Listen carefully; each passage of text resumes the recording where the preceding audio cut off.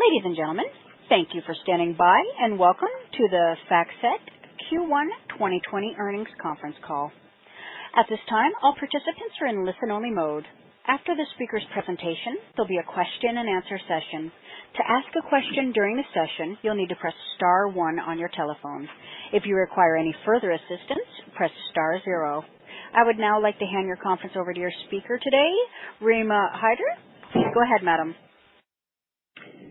Thank you, Marcella, and good morning, everyone. Welcome to FactSet's first fiscal quarter 2020 earnings call. We join you today from our brand new global headquarters in Norwalk, Connecticut. Before we begin, I would like to point out that the slides we will reference during the course of this presentation can be accessed via the webcast on the Investor Relations section of our website at FactSet.com. The slides will be posted on our website at the conclusion of this call. A replay of today's call will be available via phone and on our website. After our prepared remarks, we will open the call to questions from investors. To be fair to everyone, please limit yourself to one question plus a follow-up. Before we discuss our results, I encourage all listeners to review the legal notice on slide 2, which explains the risks of forward-looking statements and the use of non-GAAP financial measures. Additionally, please refer to our Forms 10-K and 10-Q for a discussion of risk factors that could cause actual results to differ materially from these forward-looking statements. Our slide presentation and discussions on this call will include certain non-GAAP financial measures. For such measures, reconciliations to the most directly comparable GAAP measures are in the appendix to the presentation and in our earnings release issued earlier today. Joining me today are Phil Snow, Chief Executive Officer, and Helen Shan, Chief Financial Officer. I'd now like to turn the discussion over to Phil Snow. Thanks, Rima, and good morning, everyone. We begin our fiscal 20 with growth across most of our businesses, and I want to remind everyone that our first quarter is typically the smallest of the year, and it's important to look at half and full year performance as more appropriate measures of progress. I'm pleased that we have a healthy pipeline for the first half of our fiscal year, especially against the backdrop of sustained industry pressures. On our last earnings call, we outlined a 3-year plan to accelerate the breadth and depth of our investments in targeted areas within content and technology with the goal of driving higher top-line growth over the long term. Our team has hit the ground running, delivering encouraging early progress in Q1. Within content, our deep sector and private markets efforts are proceeding at pace, and we've hired more sector experts following the launch of our successful banking regulatory data. We're making good progress integrating third-party private markets data into FactSet and are expanding our valued street account coverage into new markets. We believe this expansion of coverage will resonate across all of our business lines, particularly research and wealth. Our continued efforts to grow our tech stack are also yielding early results. We've tripled the number of APIs available since the start of the fiscal year and are on track to release more in the second quarter. Our migration to the public cloud is well underway, and we've identified opportunities to reduce our fixed data center costs in the long run. From a product perspective, we are building momentum in analytics with multi-asset class risk, fixed income, and vault, our new performance measurement product, each showing particular strength. We're also very pleased with our wealth pipeline and the positive response from clients. Finally, we see growing demand for our open solutions. We announced this quarter that FactSet is now available on OpenFin, and we're proud to be the first market data provider to do so. As early adopters of the shift to more open and flexible product access, we believe the wind is at our backs, and we will continue to deliver information to clients where, when, and how they want it. In sales, we've evolved our compensation plan and sharpened our focus on client retention and expansion. These changes include growing our strategic client group, which looks after our top accounts to cover more clients and build upon the strong C-level relationships we have in the industry. We're also expanding our new business and sales engineering teams to capitalize on increasing technology opportunities. While these collective measures will take time to impact our top line as the industry evolves, we're continuing to take proactive steps from a position of strength to ensure continued growth. Looking at ASV in total, ASV professional services grew at 4%, This growth rate reflects a decrease in ASV in the quarter, driven by higher than expected cancellations in research and a decrease in our add-on business where we cross-sell to existing clients. In addition, new business sales increased year over year as we added more clients this quarter. Overall, we see continued cost pressures among institutional asset managers and churn within our banking clients. However, it's important to remember that the large banks are long-standing clients of FactSet, and when they hire later in our fiscal year next summer, we accordingly expect a benefit. This quarter, once again, we saw growth in users from corporate and private equity firms, an area where we're investing. In the Americas, we saw a healthy growth in wealth, asset owners, and hedge funds. This was offset by seasonal banking churn in our research business. Americas had a tougher comparison versus the first quarter of 2019 when we had larger deals that contributed to higher ASV. We remain optimistic about the Americas as we deepen existing client relationships and capitalize on new business opportunities. In EMEA, we had positive momentum with the buy side, with wealth and institutional asset managers. This region is facing some of the same cost pressures we have previously seen in the Americas and uncertainty with regulations and the political environment. Our pipeline looks healthy for the year with institutional asset managers, asset owners, and wealth managers as we see a demand for our analytics solutions. CTS was a main driver of the 10% growth in Asia Pacific as we sold data feeds across the region, primarily to local data providers. The opportunity in Asia Pac is with the buy side, driven by risk solutions for asset owners and our analytics offerings for the institutional asset managers, especially for the investment portfolio lifecycle. We continue to be bullish about our opportunity in this region, and we're investing appropriately to capitalize on its potential. In the first quarter, we also saw promising growth in wealth, CTS, and analytics. Wealth was the largest contributor as we continue to earn market share in the space. Analytics was another bright spot driven by the strong performance of fixed income and risk products, while CTS continued to see solid demand for core and premium data feeds. Our adjusted operating margin and adjusted EPS came in strong this quarter, and we believe that for this year will be more in line with our annual guidance as we continue to execute throughout the year in accordance with our investment plan. In closing, I want to reiterate that our fiscal year is a tale of two halves. Our pipeline is healthy, and we believe that we are on sound footing to deliver on the first half of our fiscal 20 and are well positioned for the year.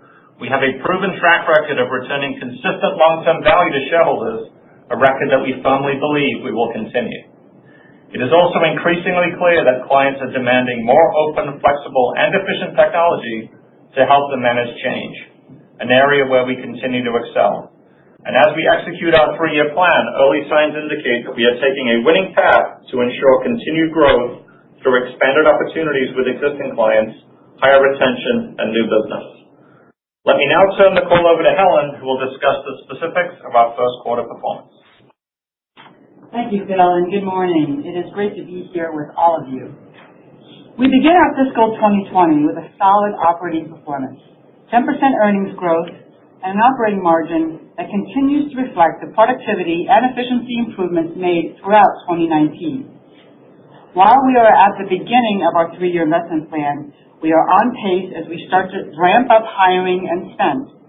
I will now walk us through the specifics of the quarter's results. GAAP and organic revenue increased by 4% to $367 million and $368 million, respectively. Growth was driven primarily by wealth, CTS, and analytics. For our geographic segments over the last 12 months, Americas revenue grew 4% and international revenue grew 5% organically. Americas benefited from increases in wealth, analytics, and CTS. International revenue was largely driven by analytics and CTS. GAAP operating expenses for the first quarter totaled $253 million, a 1% growth over the previous year. With revenues growing faster than expenses, our GAAP margin increased 230 basis points to 31%. Adjusted operating margin increased to 34%, a 240 basis point improvement versus last year. As a percentage of revenue, the expense improvement came largely from our cost of services, which was 240 basis points lower than last year on a GAAP basis. On an adjusted basis, the improvement was 210 basis points. Contributing factors include decreases in employee compensation, reflecting the continued mix shift from high to low cost locations, as well as lower contractor fees. This benefit was partially offset by an increase in computer-related expenses as we continue to upgrade our technology stack. SG&A expenses, expressed as a percentage of revenue, grew 10 basis points over the prior year period on a GAAP basis. On an adjusted basis, we saw an improvement of 30 basis points. This result is driven primarily by expense reductions in travel and entertainment, professional fees, and lower bad debt expense, and partially offset by higher employee compensation and higher rent expense associated with our move to the new headquarters. We've been improving our operating margin over the past 4 quarters, reflecting our efforts to maintain disciplined expense management and to both grow and sustain productivity gains through our planned workforce mix. We are pleased with the progress that we have made, as it has given us the ability to redeploy capital back into the business in the key areas of content and technology. On the last earnings call, we provided financial targets for FY22. To recap, our investments build incrementally at $15 million per year in each of the next 3 years, totaling an additional $45 million in the FY22 expense rate. As we noted, we expect our ASV growth rate to be in the high single digits, adjusted EPS growth at 10% plus, and an adjusted operating margin at 33% plus in FY22. We have begun to execute on these projects, as Phil noted earlier. The spend will be building over the course of the year. For fiscal year 2020, the majority of the costs will be people-related. We expect the level of expense to ramp up more heavily weighted in the second half of the year as we build up the resources and capabilities. We believe we will be in line with our FY20 guidance of 31.5% to 32.5% in operating margin, given the phasing of the incremental investment. We remain confident in our investment strategy and plan.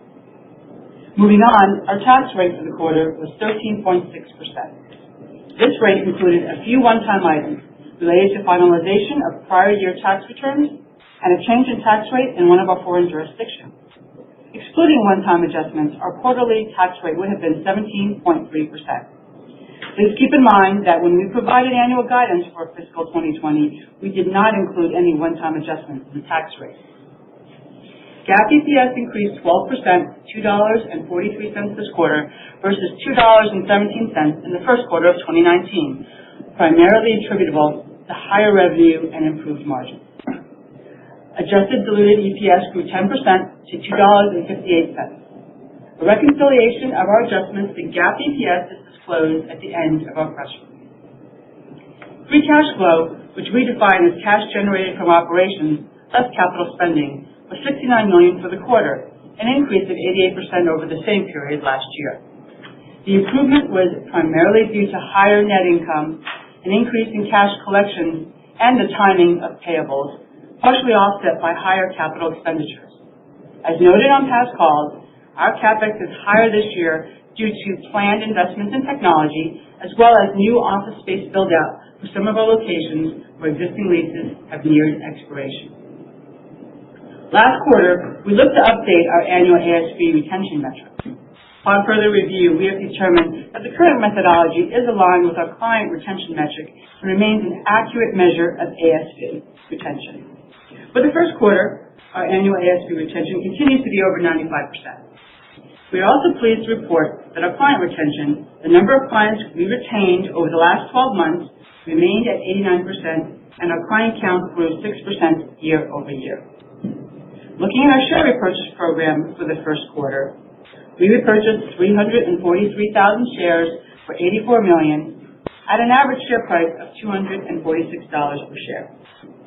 Over the last 12 months, we have returned approximately $345 million to our investors in the form of dividends and share repurchases. We remain committed to creating long-term value for our shareholders and plan to repurchase shares at a steady pace in line with last year. The improvement in our operating results over the course of fiscal year 2019 and the first quarter of this year reflect our progress in operational discipline and in the sustainability of the productivity gains. We believe our plan to invest in more comprehensive and integrated content and in digital technology will fuel future top-line growth, which in turn is key to long-term value for our clients, employees, and our shareholders. With that, we are now ready for your questions. Marcella, over to you. At this time, I'd like to remind everyone, in order to ask a question, please press star and the number 1 on your telephone keypad. Your first question comes from the line of Peter Hackman from D.A. Davidson & Co. Your line is open. Hey, good morning. Thanks for taking my question. So just trying to make sure I'm understanding correctly. I mean, significant upside, maybe the spending didn't ramp as quickly as expected.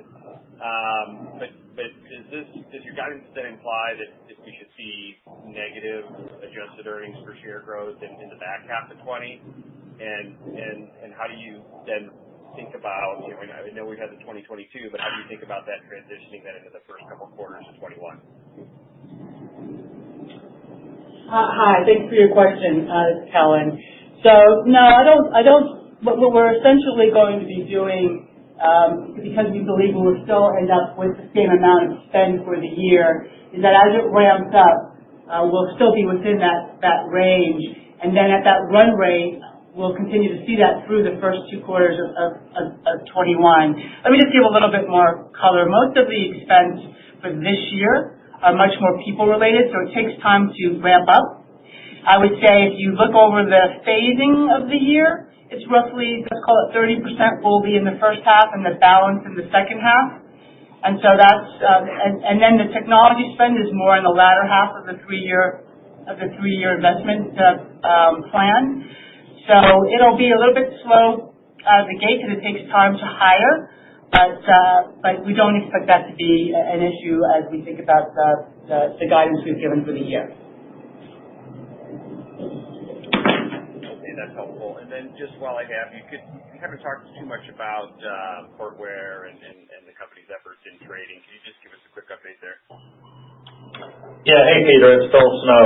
So yes, we're seeing very positive momentum in the trading space over the last few quarters, and a lot of that is attributed to, I think, the integration now of the EMS capabilities within core FactSet, and we're also seeing good momentum with our OMS offering as well. So just to remind everyone, we have execution capabilities, we have order management capabilities, and we've integrated those now into a portfolio management platform, which is also beginning to gain some traction. So these are not big numbers right now, but the trend is positive, and we're very excited about that part of our analytics suite.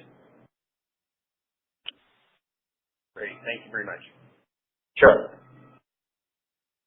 Your next question comes from the line of Manav Patnaik from Barclays. Your line is open. Thank you. My first question is just, these cancellations that you called out this quarter, were they contemplated in your full year guidance? And I was just hoping if you could just maybe give us a little bit more color on, how much of the guidance is, assuming that you'll win a bunch of contracts over the course of the year. Hey Manav, it's Phil. So I think the cancellations that we called out in Q1 was a little bit more of an expected cancellations within the sell side across banking as well as research. And very often that's difficult to predict given the numbers are pretty large and you're never sure sort of coming out of the hiring and into Q1 what that's going to look like. And I think when we look at Q1, it's typically a smaller quarter for us, as I said in my script. We did go back, $2 or $3 million this quarter, but if you go back even a couple of years into fiscal 2018, that was a fairly small quarter for us as well. So, when we look out for the rest of the half, it's significantly weighted to Q2. And when we look at the pipeline versus the pipeline last year, we feel very good about our opportunities as we head into the second quarter. Got it. And then maybe just your comments on growth in wealth. What were the drivers there? Was it just the ramp of the BAML contract, or was it a lot of single wins here and there? Just curious if you could give a little bit more color there. Yeah, so no, we're doing very well at BAML. I think that was obviously a great deal for us and was a significant contributor to Q1 of last year. So I think you could have expected some deceleration in this quarter just given that was a tougher comp. But we've had some very nice wins in wealth at larger firms within the Americas. And we also are doing very well in the middle markets part of wealth. And the pipeline is very healthy. So there are some larger deals out there for us, which are a little bit more binary. But just going back to the previous question, we're not relying on any massive deals to come within the guidance range that we gave at the end of the year. All right. Thank you, guys. Yeah, thanks. Your next question comes from line of Hamzah Mazari from Jefferies. Your line is open. Hi, this is actually Mario Cortellacci filling in for Hamza. Just kind of wanted to piggyback off the wealth question, and you mentioned that there's some binary wins, and it sounds like you're doing well in the middle market channel. But just wondering if say there's a larger deal and more consolidation among the wirehouses. Just didn't know how you guys are positioned, and obviously a win if the things as is are, like you said, binary, but how are you positioned and how do you think you'll fare if there is some consolidation among the much bigger players? I think we'll fare well. This is a greenfield area for us. It's an area that we're not defending essentially, right? It's all offense. I think the product that we have is exceptional. We've put a lot of effort into it.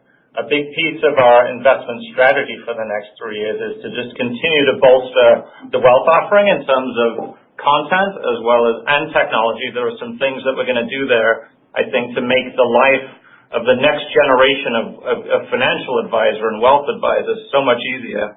And some of that's integrating our risk capabilities. Some of that's taking cognitive computing to essentially make the life of the wealth advisor and the financial advisor much more efficient. So this is a space we're super excited about.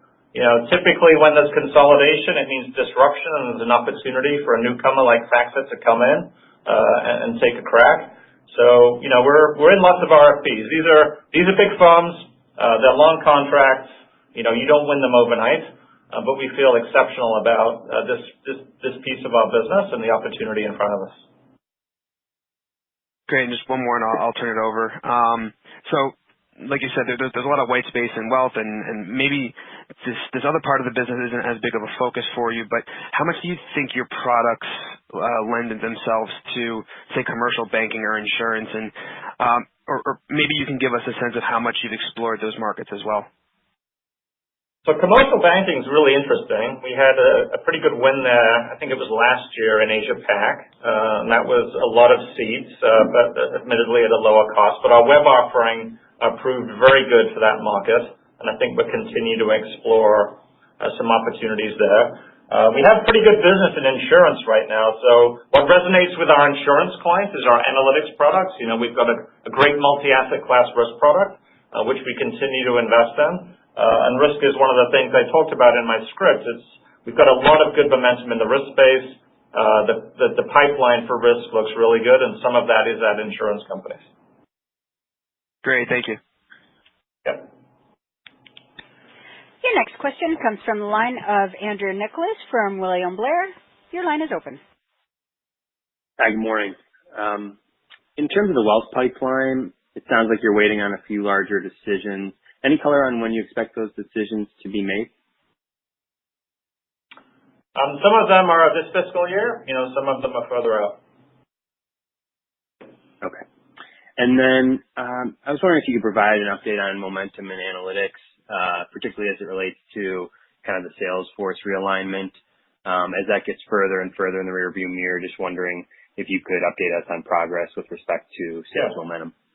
Yeah, thanks, Andrew. That's a great question. So fixed income had a very good quarter, and we have a very good strong pipeline for fixed income. And that was one of the areas that we did worse in last year than we hoped.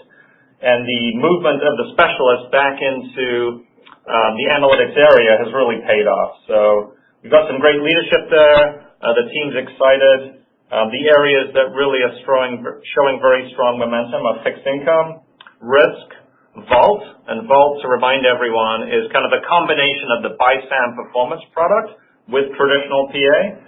That is gaining a lot of momentum. We're having a lot of unit sales with Vault. The APIs within analytics are doing very well. We see a ton of momentum there. And I mentioned we tripled the number of APIs that we had in Q1. And so a lot of that is our analytics APIs. So all in all, we feel good about analytics. I also mentioned, our momentum there in the trading space. And a lot of these are really the workflow solutions and the portfolio life cycle. So, we made a bunch of acquisitions 3 years ago. It has taken us longer than I expected to get those integrated. But I think what we're seeing now and out into the rest of the fiscal year is great momentum in those areas, the workflow solutions and helping the larger clients be more efficient from a technology standpoint. Got it. Thank you. Yep. Your next question comes from the line of Toni Kaplan from Morgan Stanley. Your line is open. Thanks very much. I wanted to ask another question on the research cancels. Was it related to firms getting out of equities or banking or consolidation or firms closing or competitive losses, or just any sort of extra color you could give on what led to the cancels? Yeah, thanks, Tony. It's Phil. So, I think a lot of the cancels are typical in terms of the seasonal banking churn. There were a couple of firms where we had some things happen that we didn't anticipate. One was at a larger sell-side firm, and the other was at a middle markets firm. At the sell-side firm it happened at, we have a very strong relationship with. I'm very excited about the opportunities moving forward. I can't get into the specific details, but clearly there's pressure, particularly on the bigger firms. We're feeling some of that. I think that's what you're seeing in the numbers for Q1. But we're doing lots of things, right, to work our way up the stack at these bigger firms, provide more solutions, and it's going to be a little bit choppy at some of them, but we feel good about the longer term opportunity for us. That's great. And then for my follow-up, just want to find out how much FX benefited margins this quarter, and if there was anything one time, if it wasn't FX, that helped the margins just because they were a lot stronger than expected. Thanks. Yeah, sure, Tony. Thanks for your question. So this quarter, the benefit of FX was about $1 million, which is actually less than in the previous year, and obviously a lot less than during the course of FY19. So that was not a material impact. If you compare our margin this quarter to Q4, we're exactly the same, 33.9%. So I think it's reflecting more of the consistency of the actions that we've put forth over the course of the year. Thank you. You're welcome. Your next question comes from the line of Alex Kramm from UBS. Your line is open. Yes. Hey, good morning, everyone. Phil, you talked about your excitement of the, I think, 2Q launch of some of the more in-depth data around financial services or banks. Can you just talk about the appetite there a little bit? I think this is supposed to be a little bit of a SNL competitor, but one of the things that I'm also hearing is that, that competitor has a lot more different industries that they cover, so some firms might still wait until you have the full breadth. So I guess, how much is this going to be a niche solution for now, and maybe in a few years it's going to be a real competitor? Can you just touch it out a little bit? Thanks. Yeah, thanks, Alex. So, we're attacking, around 8 sectors, I believe, over the next 3 years. To your point, we can't get them all done this year, so we have a very methodical plan to work our way through 8 sectors, and we're doing it in the order that we think will have the biggest impact for us. We've already hired all from the outside industry experts for each of these sectors. So they're on board already this quarter. So I think we did an exceptional job there hiring. And it's going to depend on the firm, essentially. So some firms may just want 1 or 2 sectors. Some may want all 8. Some may be very happy with 80% of the 20% of the functionality, but 80% of the value.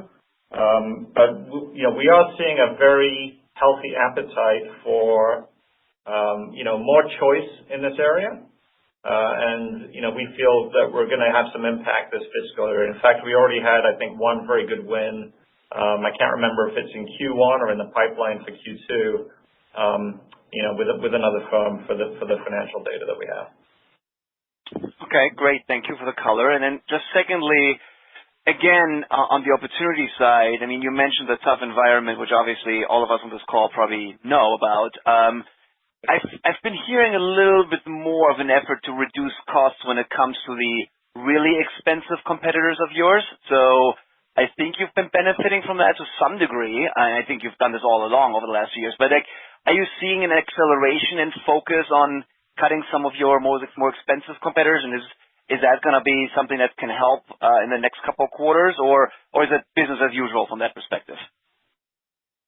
I think we are seeing more of an appetite for that. And I was on a recent trip to Europe. I had a couple of good meetings at larger firms where I think historically people have been given choice, and it's been a little bit more of a grassroots effort to do this. But what I'm feeling at a lot of these firms that are having more cost pressures is that there's going to be more of a top-down push to save costs and do some of what you just described. Okay, thanks for confirming. Yep, thank you. Your next question comes from the line of Joseph Foresi from Cantor Fitzgerald. Your line is open. Hi. It seems like you're going through sort of maybe a portfolio shift because some of the buy-side stuff and sell-side stuff isn't working as well. And I'm sure we can all understand that. When do you think you'll hit an inflection point where organic growth starts to accelerate because the portfolio has been right-sized? Well, I'm hoping, Joe, that this is the inflection point, and that when we talk to you in Q2, we can point to that. Obviously, it's hard to predict the future, but when I look at what I just described in terms of analytics, when I think about our CTS product suite, which we haven't talked a lot about today, but we're having exceptional momentum there, selling our content.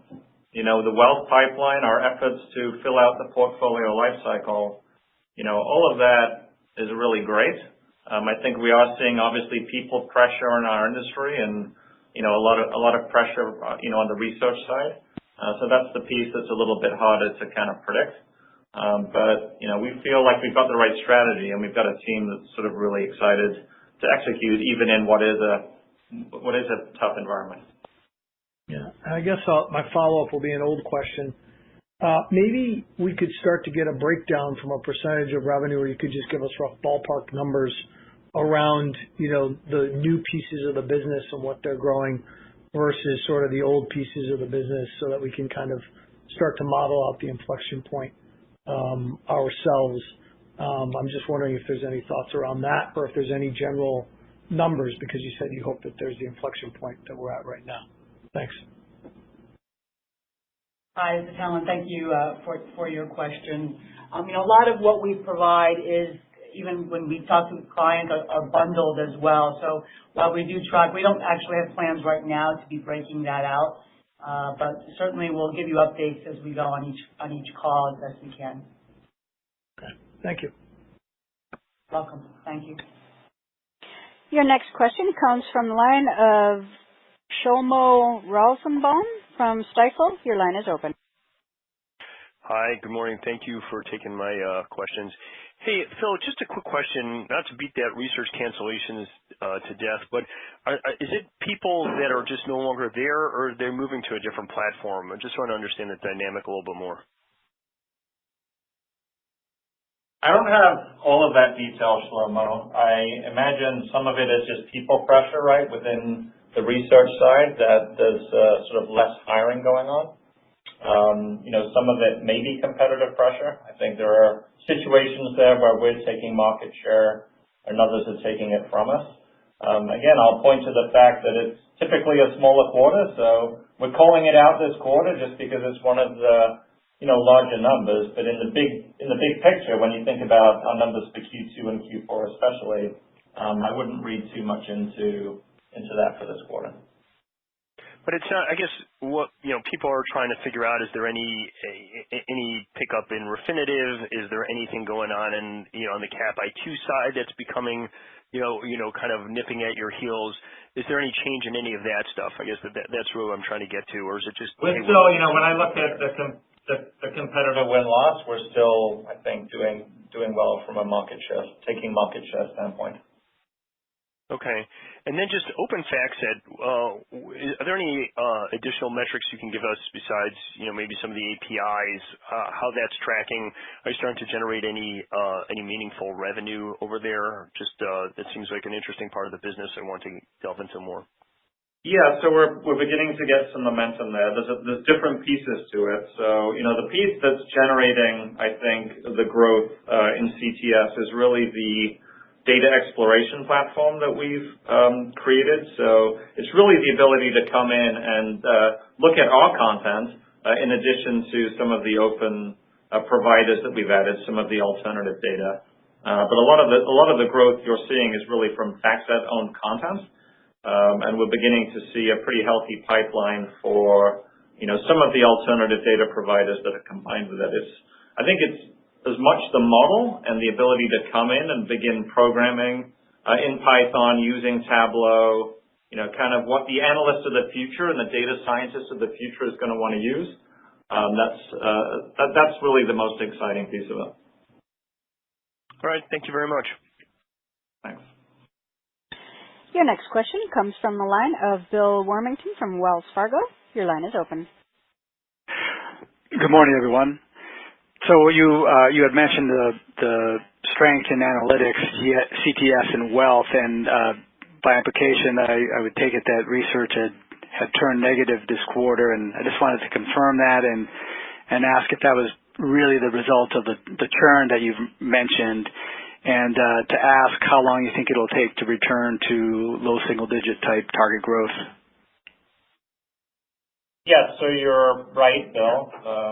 The other three businesses were positive this quarter, and research was negative.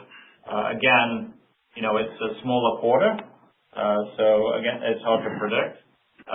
We feel good about the research business as we look out for the rest of the year, and on our last quarter, we gave sort of longer-term guidance for what we think that business can do. The investments we're making in deep sector, in private markets, and street accounts all will, we believe, bolster that business and allow it to grow over time. Okay, and then a follow-up question for you on the data feeds business. That seems like a business that could potentially become commoditized, and so I wanted to ask about what you guys are doing to differentiate your offerings there.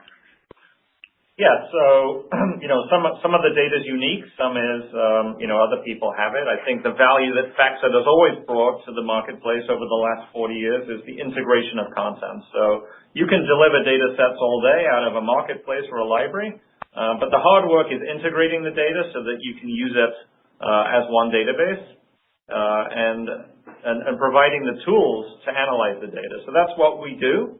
We do very well. Of course, it's great to have our own content as well to monetize, but the real value for our content is how well it plays together and how well we can integrate it with other data sets and within other people's systems. All right. Well, thank you very much. Thanks, Bill. Your next question comes from the line of David Chu from Bank of America. Your line is open. Thank you. So related to a previous question, can you just provide some color on what you're seeing in terms of client budgets overall? I mean, is cost cutting more in focus versus, let's say, a year ago? Hi, David. Yes, I believe it is. I think there active managers in particular continue to be under cost pressure, and it's up to FactSet to provide them tools that allow them to be more efficient. And that's really, that's where it is with active managers. If we think about other client types that are out there, we're making a lot of exciting progress in asset owners, which include plan sponsors and sovereign wealth funds. That's an area of growth for us. We're doing very well with hedge funds. I mentioned that we were positive this quarter. We're selling hedge funds a lot of CTS product. We're seeing good momentum in private equity. So that's an area that we're investing, but it's a smaller area of our business, but it's one that's growing pretty rapidly. We're doing well in the corporate space. That continues to build momentum for us. So, we're obviously active managers are a big piece of FactSet's business. We're providing, good long-term solutions for them, but there are other markets that we're going into that have a lot of great momentum. Okay, that's helpful. Thank you. And Helen, is the 1Q CapEx number a proper run rate for the year? Thank you for that question. Yeah, it is about that. We are expecting to be up year on year. So I think we ended last year around $60 million, and we're looking more like an $80 million for this year. Perfect. Okay, thanks. Thank you. Next. Your next question comes from the line of Keith Housum from North Coast Research. Your line is open. Good morning. Hey, Phil, if we look at the research environment, customers getting rid of some of their employees, how protected is FactSet if one of your customers just goes from, say, 100 employees down to 50 employees? Do you guys have minimums baked into your contracts that you're protected or not? We do in some cases. So, as clients have gotten larger and our footprint has gotten bigger with them, they've looked for, I think, more certainty within their budgets over time. And, we do have floors in at some point. The other thing that, we've made a transition towards, and that continues, is, a bigger and bigger percentage of our ASV is tied to more workflow solutions and less people. So the majority of what I just described in the analytics business has a lot less to do with seat count and a lot more to do with workflow and enterprise solutions. And the feeds is the same thing. So obviously it's an evolution. It won't happen overnight, but I think it's the right strategy for us and one that we're already capitalizing on. Okay. So do I understand then if, as research consolidates further next year, you guys will have some protection with some of your contracts based on some of the floors, some you may not? Yes, I think that's right. Okay, great. And then if I just turning to the international side, international revenue is down, compared to the last 2 quarters. Was there anything unique, I guess, the end of last year that affected that revenue, or anything unique in this quarter that their revenue declined actually sequentially? Yeah, I don't think there's anything unique. Europe clearly is under, I think, probably more pressure than the Americas and Asia Pac. We see a ton of opportunity in Asia Pac. It's hard to imagine that not continuing if we make the right moves there. But Europe's under a lot of pressure for a lot of different reasons. Great, thank you. As Phil mentioned before, I think the pipeline is healthy, and we have seen some good new business growth. So as we think for the rest of the year, we would, we're feeling more positive about the growth rate. Your next question comes from the line of Kevin McVeigh from Credit Suisse. Your line is open. Great, thanks. Hey, Phil, with obviously Refinitiv is changing hands twice within the last 18 months or so.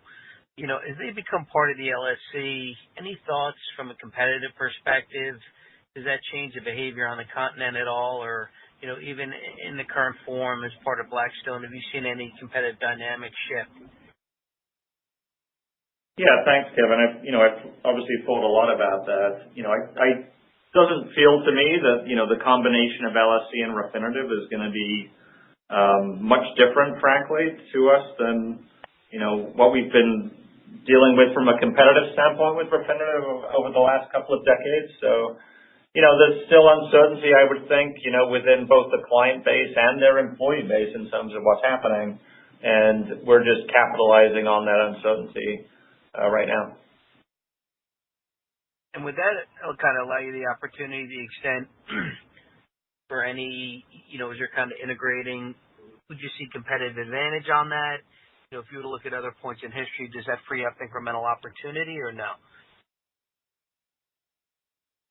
I'm not sure I understand the question. I guess, as they're consolidating, I'm sure they see disruption in their sales force. Do you take advantage of that? Is there opportunity to capture incremental share? Yeah, Is there I think so. So yeah, I think that's what I was trying to describe. Yes, there's uncertainty in the client base and in their employee base. There's opportunity for us to go into clients and have conversations and take market share. Got it. And then just quick follow-up. The investments you're making in kind of the research product, when do you think the earliest you'll start to see the revenue benefit from that? So overall, and when we think about both the content and technology, we see minimal in this year, but as it ramps up in general, we would expect to see about 25% of the total growth coming in year 2021, with the balance coming into 2022. So it's more of a back end in terms of the list. Understood. Thank you. Your next question comes from line of Craig Huber from Huber Research Partners. Your line is open. Yes, hi. I think I missed the first few minutes of your comments, but I wanted to hear, was there any major cancellation fees that showed up in your revenues in the quarter you guys just reported here? Cancellation fees? Well, from any clients of yours, any revenue that was pulled forward to account for revenues up to $2.5 million sequentially. Your ASV, of course, was down, slightly, versus 3 months ago. I guess only the third time in the last 20 years or so. I'm just wondering if there's any clients that canceled or any revenues that were recognized pulled forward, maybe to some degree, in the November quarter. The first question. Right. Sure. This is Helen. No, we don't see that. There was no pull forward due to cancellation from clients. So that's not how our model works. And so that's not a driver at all. Okay, and then thank you for that. My other question, again, with the ASV down, slightly versus 3 months ago, and you went through your confidence level of wealth and CTS, et cetera. It sounds like you're still comfortable with the $65 to $85 million increase in ASV. Is that you're thinking that's more back-end weighted for the year? Yes, correct. So, we believe that this year in particular, it's always back-end weighted. I think if you go back historically, it's, maybe somewhere between 60-40 just in terms of the split. But the way that we thought about this year and the way that we sort of modeled out our plan, we believe that the second half of the year is going to be more heavily weighted than typical. And we're still feeling good about the guidance range that we issued last quarter. And then I think you said this 3-year investment program to enhance the product, an extra $45 million of extra costs, I guess, by the time we get to the end of fiscal 2022. How much of that you think will fall into this year versus next year? So to go through, let me reiterate how that works. So we have $15 million in each of the years that we'll be investing in for 2021 and 22. So in terms of what falls into the first year, it's $15 million. And very little of that was obviously in the first quarter. Right, because much of the spend is people related and it takes time to hire, especially for the capabilities that we're building, which has to do, as Phil talked about, in terms of content, the expertise there, and also on the technical side as it relates to digital capabilities. Your last question comes from the line of George Stone from Goldman Sachs. Your line is open. Hi, thanks. Good morning. Organic ASV plus professional services growth has decelerated to its lowest level in years. You talked a bit about client budgets coming under pressure and some sell-side headcount reductions. Can you elaborate on changes you're seeing with buy-side headcount in both the U.S. and internationally? Hey, George, it's Phil. So, I think we're seeing, we're seeing pressure on headcount in the front office. I think that's pretty well known. I think, portfolio managers, traders, research analysts, I think over time, our thesis is that we'll see, sustained pressure, in terms of the number of people, and that, clients are going to want to go to more efficient solutions and more of a technology type solution. Got it. That's helpful.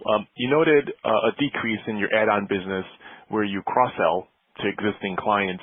Can you discuss broader trends you're seeing with new product uptake versus your expectations and traction with client wallet penetration? Yeah, so a lot of that really had to do with the large deal that we had in Q1 last year. That was booked as an add-on business. That was an existing client. So I think that was the vast majority of it. And as I mentioned in my script and throughout the call, we're seeing a lot of very positive momentum, for analytics product, for feeds. And on the wealth side, a lot of it's driven by, user count. Great. Thank you. Thanks, George. There are no further questions at this time. I turn the call back over to Phil. Well, thanks, everyone. I'd like to thank you all for joining us today. It's clear that the changes in our industry are happening at speed, and we remain well placed to lead the charge. Our efforts are already taking root as we position the company for the future, which is reflected in our new global headquarters here in Norwalk, Connecticut. And I'm very proud of the efforts we've made to create space that fuels innovation and collaboration and truly mirrors our company and values. Demand for open and flexible solutions is growing, and I want to conclude by reiterating our conviction in our outlook for the year. And happy holidays to all of you. If you have additional questions, please call Rima Hyder, and we look forward to speaking to you next quarter. Operator, that ends today's call. This concludes today's conference call. You may now disconnect.